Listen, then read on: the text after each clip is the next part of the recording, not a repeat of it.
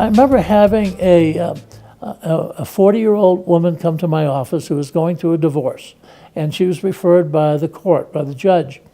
And I could hardly get her to talk because she was in tears. And she said to me, you know, my life is over.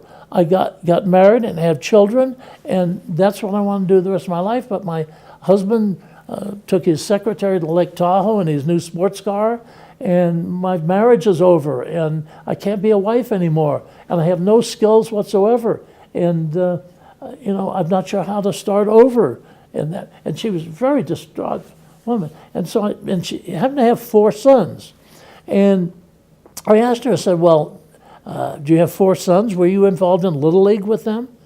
She said, "No." Well, I guess I was sort of involved. She said, they didn't have a shed or anything to have their equipment in, and I talked some of the fathers into helping build that shed. And then I went down to the local grocery store, and I talked the manager into selling us soft drinks for wholesale.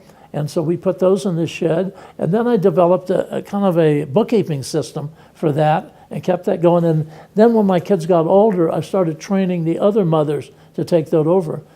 And I guess they're still using that system and that. But of course, she had no skills. So she said, well, I guess what I'm proud of is 10 years later, I'm on an airplane in first class, flying back east, and sitting next to me was a woman who seemed to know me.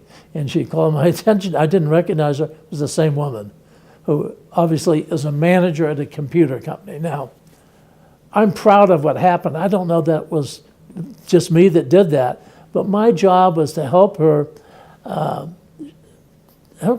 forget about or turn off her anger at Mr. Him and put her energy into where she's going. And we were able to do that. I was able to do that by putting her in touch with what her values were and her skills and her interest and her personality, and helping her select the goal that was appropriate for her and give her the courage to move on. And I guess I try to do that with all of my clients.